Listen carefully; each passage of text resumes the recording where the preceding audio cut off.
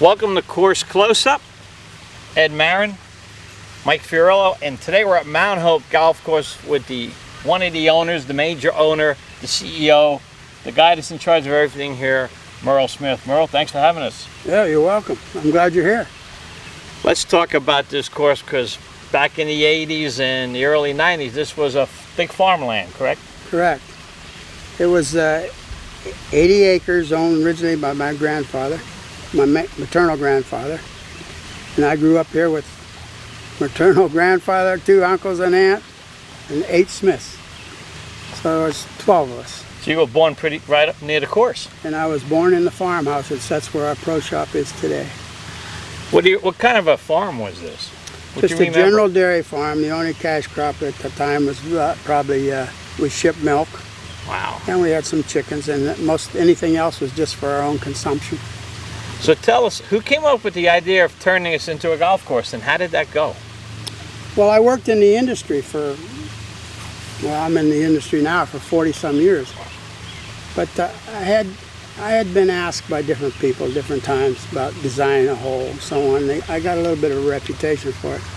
And I always thought I could lay out a decent golf course.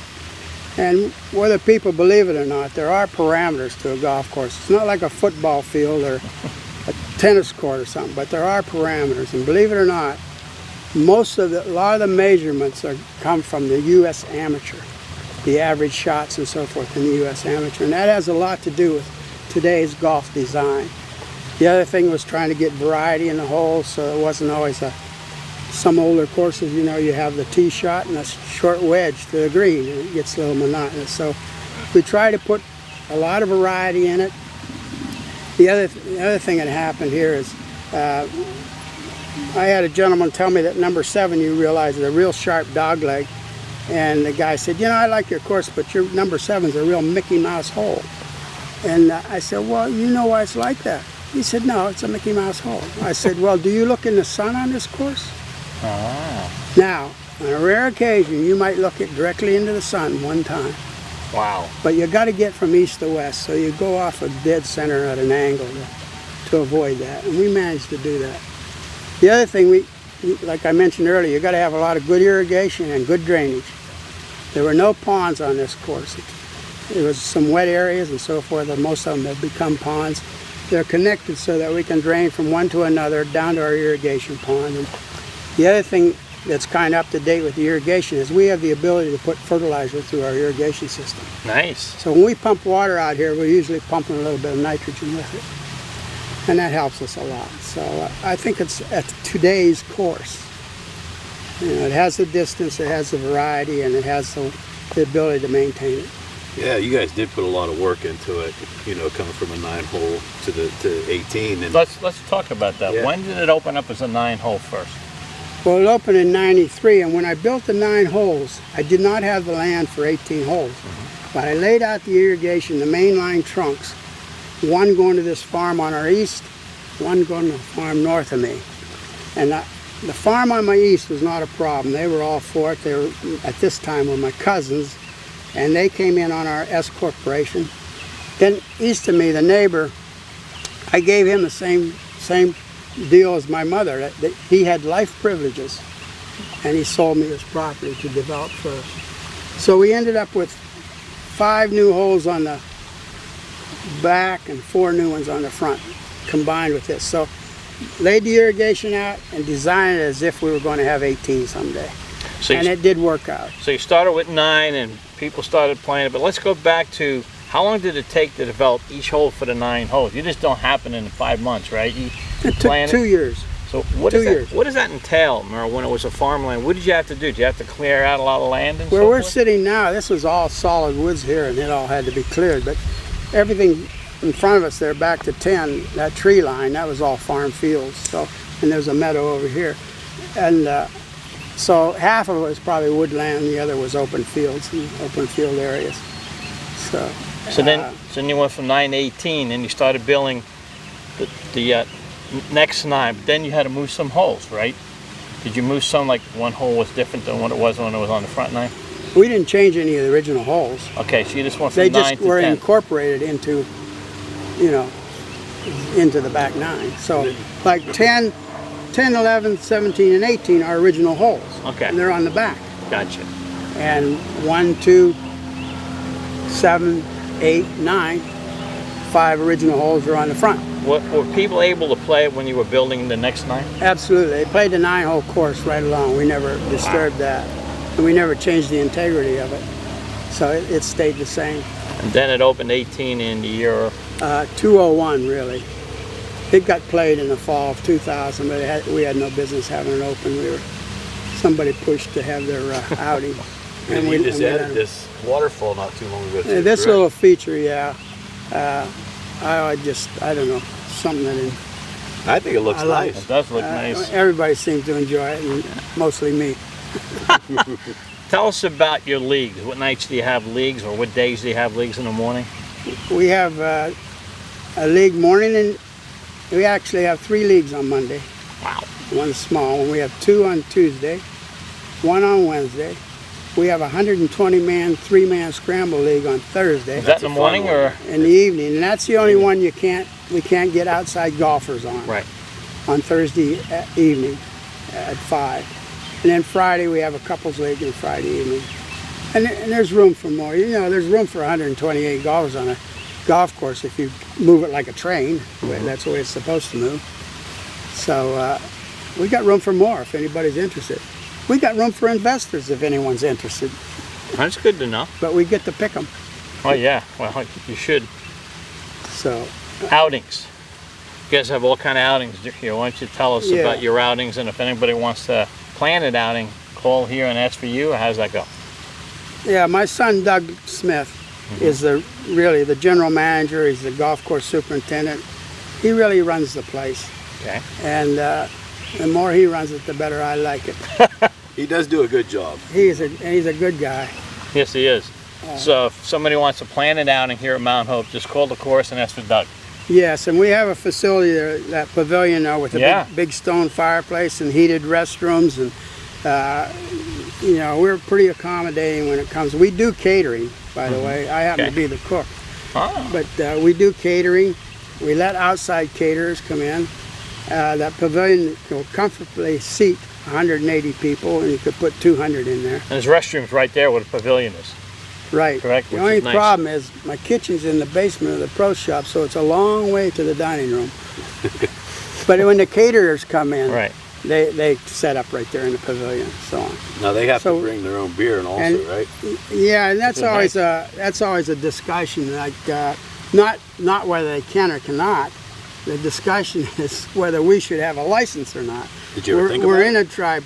Well, I think about everything, but I'm not sure I want one.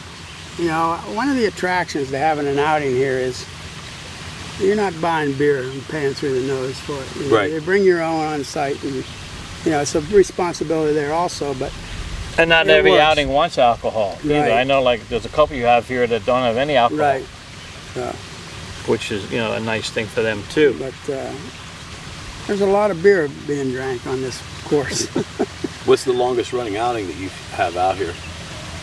Well, we've had, and the bigger ones would be Titusville Chamber, and they're gonna, you know, they may have 120 golfers, but they're gonna feed 160, and I cater that.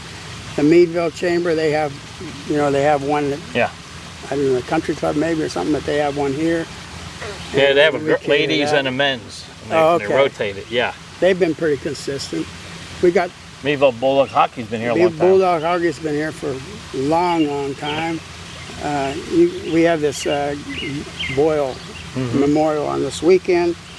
Cockerton has a sports group that meet here on a regular basis. Dave Stone started his Mickey outing. And the Mickey's outing, Labor Day, Sunday Labor Day weekend.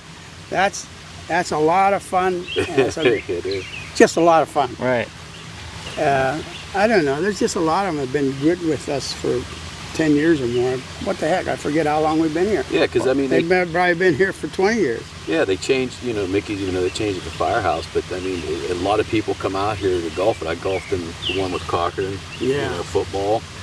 So a lot of people just keep coming back. That's good. Yeah. And we see, you know, most of them repeat, and then we've been getting a few new ones there. So that makes you feel good, Merle. We probably have 30 outings, at least 30 outings a year. So that makes you feel good. That means you're, yeah, between the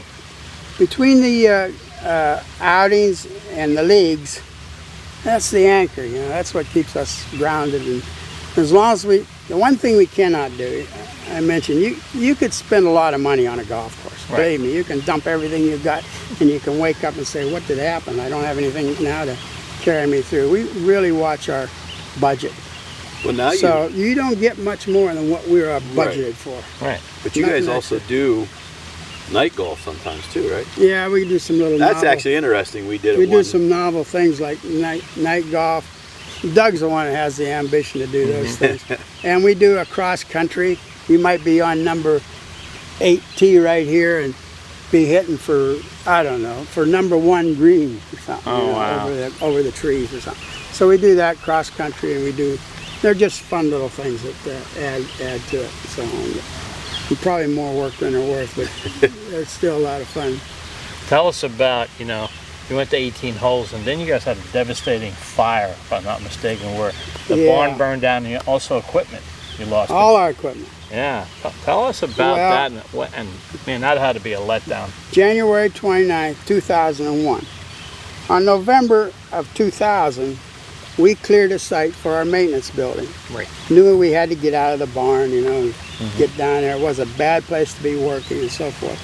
And we had, in the milk house, we had a furnace that blew heat into the barn. And it also blew it across our parts cleaner vat. Well, that volatilized at one point, and somebody kind of missed the boat not seeing it, and it lit up, and a 100-year-old barn went with it, with all of our equipment. Well, I had worked in the industry, for 26 years, and we got on our high horse. We never missed a day as far as golf, because it didn't hurt the golf course. Right. I remember I drove out to Indiana to a Toro dealer and come back with 2 fairway mowers, and I was here and there and every place else. And thank God I had the connections, or we would have never gotten it done. So we geared up again, and it's been a long time. We're just coming out of it. I mean, sure. I had a line of credit that I couldn't. Right. I ate it up, Yeah. and I've had a terrible time reducing it and so forth. But now we're real manageable right now, and we're feeling good about ourselves.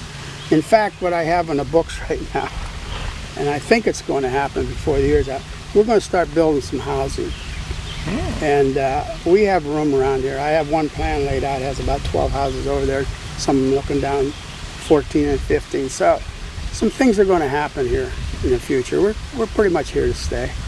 That's really exciting. So you're going to have some houses where people can buy the house, and then they'd have rights to golf and so forth? Well, I don't know whether we'll sell them or not, or whether we just rent them. But they're more for 55 and older or something. Right. Yeah. That's a good idea, like a little retirement community. The first one to have the proper dimension and a nice open space is a duplex ranch. Okay. Because it has to have some size. You're sitting out here in the open, and you've got a little house. It's going to look like a little house. Yeah. So the first one is close to the road, and it's a onesie twosie. Right. First one works, we'll build the next one. Next one works, we'll build the next one. And nice so the people I'm working with, they were here on Tuesday, and they're ready to do it if we're ready to do it. Wow. So that's something for you people to look forward to down here at Mount Hope. Also, tell us about your price range, Merle, during the weekend, and any specials for seniors. For the seniors, we have during the week, before 2 o'clock, I might say 1 o'clock on our website, it's $22 for 18 holes in a cart. That's really good. And on Saturday and Sunday, on the weekend, you, depending on the time of year, right now, if you pay from 4 o'clock after, you pay for 9 holes, you can play until dark. Wow. So you could get 18 holes in on the weekend. Especially now. Yeah, and then the other special is for the youth. We do not charge children 15 and under if they're with a paying adult. That's really exciting too, because you get the young people involved. One more though, I'm sorry. Wednesday is any age. We have that $22 special. Wow.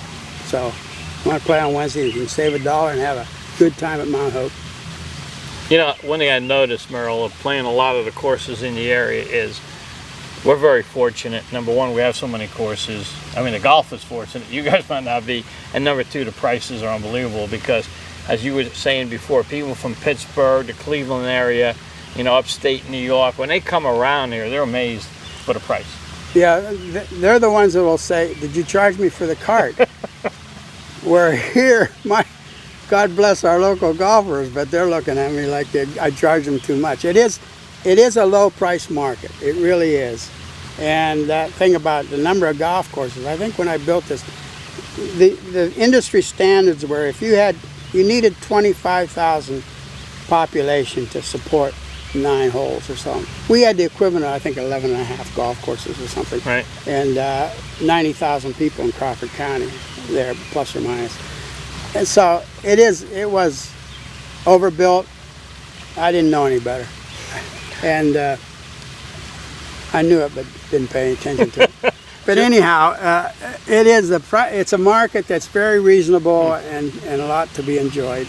All these courses around there, believe me, I know these people, they work hard and they try hard to have the best for your money.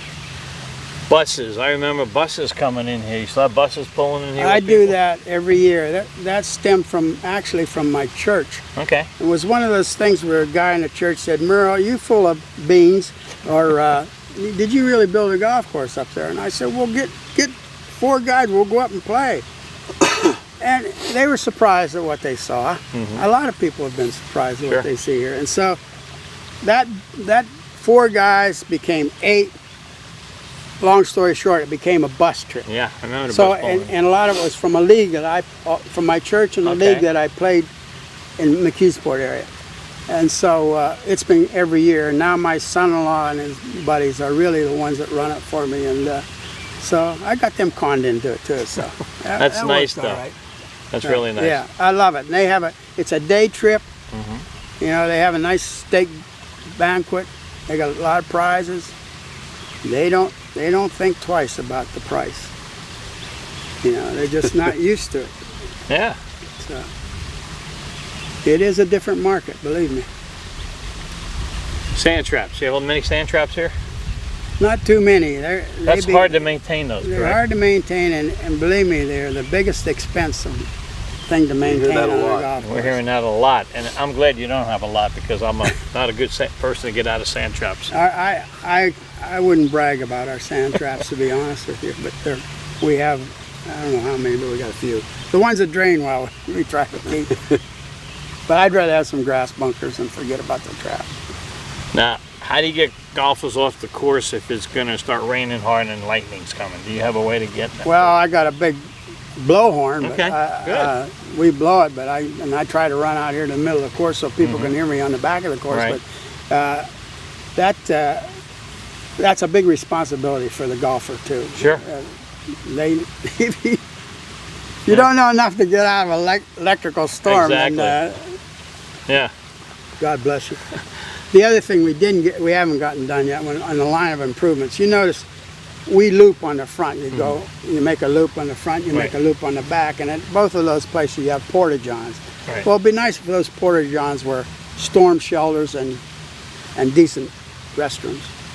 Okay, so that's something to look forward to down the road. We got a lot of things on the board. Tell us about your golf carts. You guys lease them? Do you rent them? Do you have enough? We buy them outright. Okay. But we don't buy them new. We usually buy leased carts that are about, a golf cart now, you can spend $5,000 for them, and we're buying carts for around $3,000.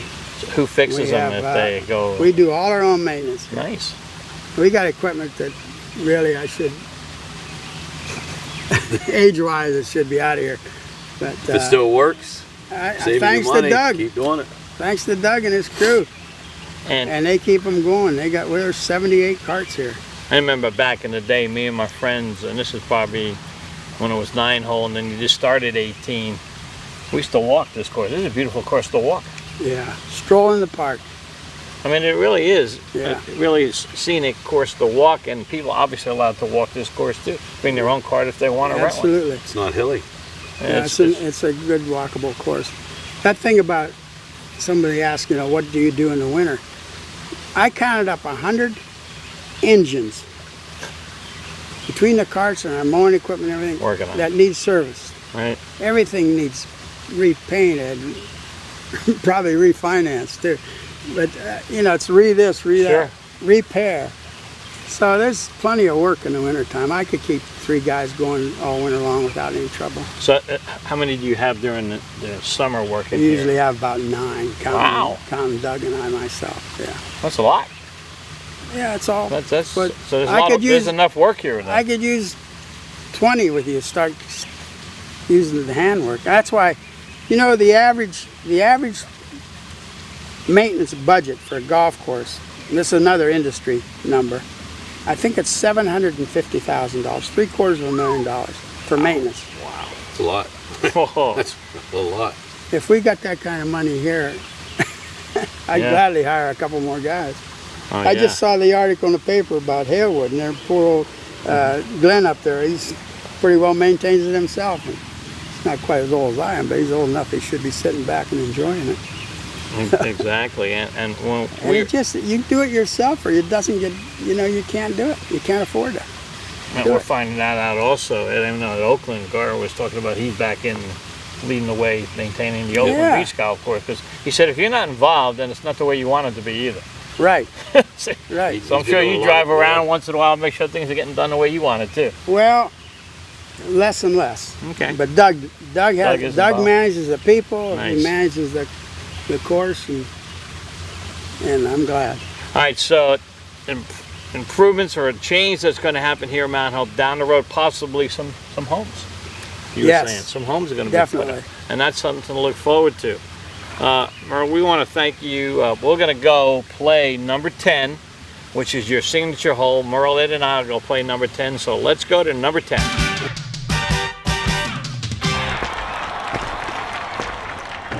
Okay, we're here at number 10 here at Mount Hope, Ed, and we're going to be playing number 10 with Merle. And Merle, tell us a little bit about this hole. Well, I don't know if this is the best starting hole because it is a par 5, and it's got water around I guess over 2 sides of it. But it's an interesting hole, and I guess we call it our signature hole, and it's got a lot of beauty to it. So I love the hole, but I hate to play it. The advice you give, though, is, I guess, lay up on your second shot. Yes, you better. I hope you can reach that layup. All right, so Ed and I, Merle, are going to give it a shot here as we play number 10 at Mount Hope Golf Course. I guess that's the signal. You guys want to tee off? Yes, you can. Yes, you can.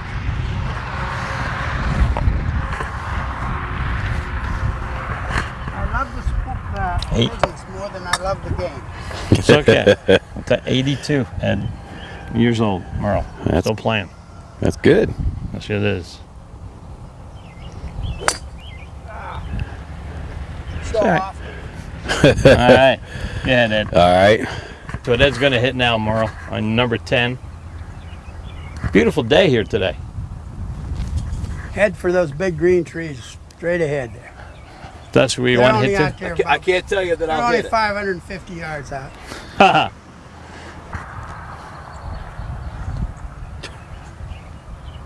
Does that count as one, Mike? Ed's been here since 6 o'clock hitting the golf balls. There you go. A little bit. A little bit of tail. It was almost a peach. There it is. Just went a little bit to the left. You'll find it. You'll see the green.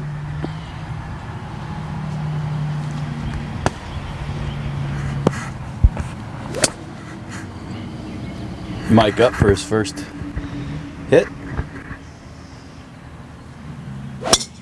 Look at that. I fixed That his is a swing and I peach, can't Mike. even fix mine. Beautiful. Thank you. Nice shot. I don't know if this thing's on or not. Okay, Merle's going to do his second shot.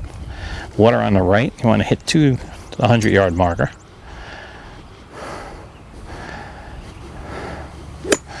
That's a good shot. Putting it right where he needs to be Yep, so he you're gets gonna a be all good right. look at that green.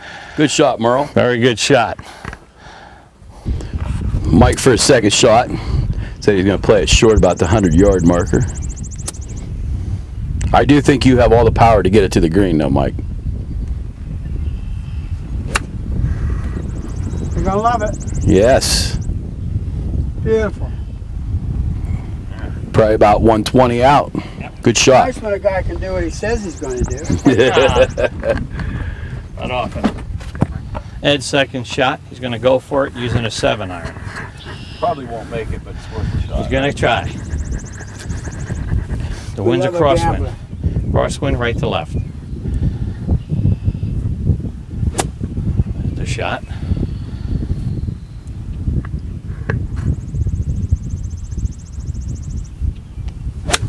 Oh! Straight into the water. Yeah, you hit it well though. Peach. Okay. Caproosh. Let's go up for everybody's third shot. No, mine's the fourth. Be Ed, 4 for Ed. Okay, Merle's going to hit his third shot here on the par 5. Number 10 at Mount Hope, Ed. Let's. I have a feeling he's going to stick it. He wants to play it up close, he said. I guess he did. It's all right, you're up close.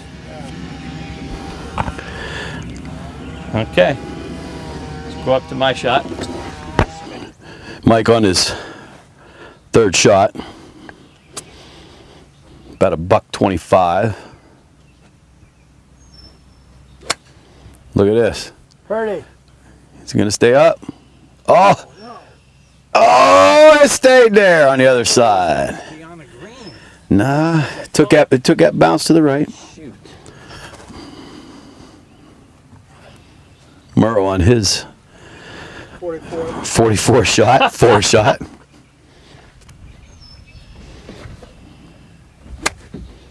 Oh, right. Go Hit back. that side. Hey, you followed me into the water.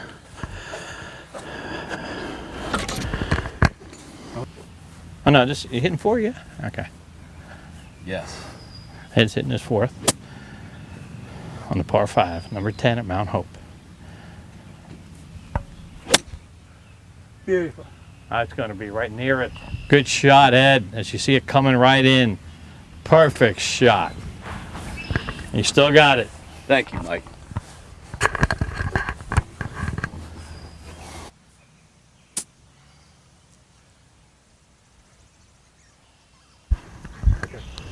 Mike hitting his 4th shot. Nice chip, Mike. There you go. A little more to the right. A little more to the right, Merle? Right No, on. I bet.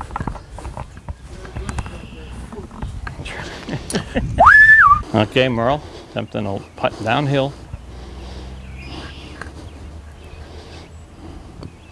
Nice putt. Keeps coming. Nice putt. Merle, that's a Good putt, great Merle. putt, my man. Pick I that think up, that's a sir. gimme right there. Thank you. Pick that up. Played the speed very well. Now Ed's going to putt. Now Ed's going. Ed's been working on his game. Putting has been a strength of his all year. Not really. He's been putting well.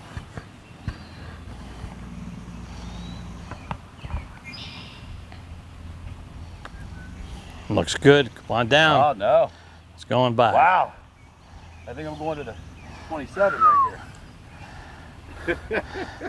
Put that behind it. And let it putt again. You didn't lose your turn. Nope. Gonna give me a look here. Wait a minute. Well, that stinks. These greens are faster than I thought they were. Yeah, it's drying out.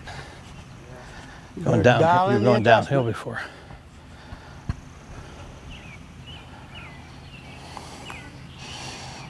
Good putt. All right, Ed.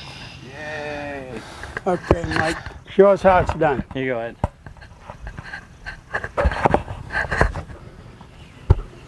See, Mike, that's how it Big goes. Mike Like, putting look, for a par? Aim right at the ball. Yeah. I got a double bogey. I don't tell. This is my worst putting show on this program.